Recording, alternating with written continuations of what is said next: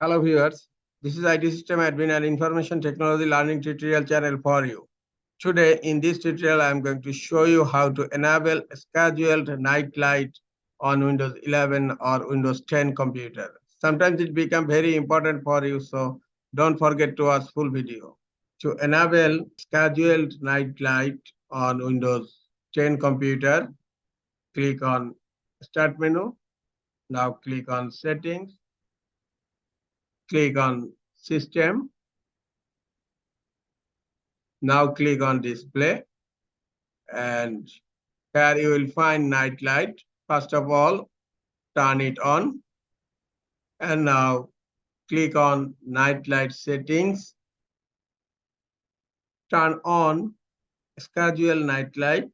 Click on here to turn it on, and now click on set hours.